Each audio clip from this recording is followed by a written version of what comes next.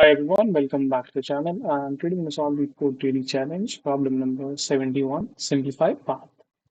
So I think it should be marked as an easy problem as there is no way it can be a medium difficulty problem because we don't have to do anything. We just have to use a stack and follow these few conditions to put the elements into the stack. That is it. This is what exactly we have to do.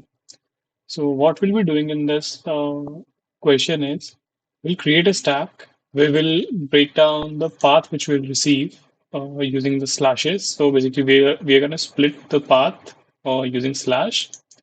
And what we'll do is we will keep on adding all the alphabetic or how say like all the folder names or all the file names into the stack.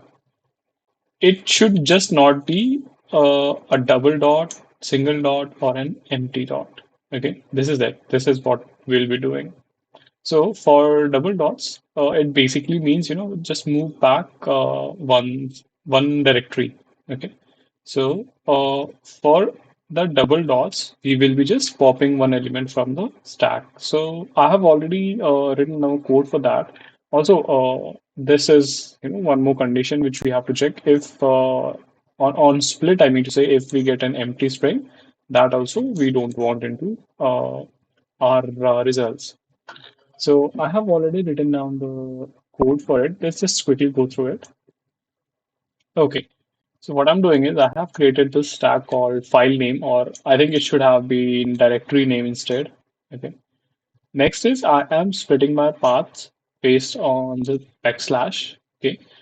And after that, like we'll just simply iterate through this array which we'll receive after splitting, and we will check if we have elements into file name and our like current element is a double dot. So it is basically moving one level up. So in that case, I'll be just popping one element from the file name stack. Okay. Else, like if our current element is not a black space, a single dot, or a double dot, because we just want to ignore all these conditions or all these values into our final results.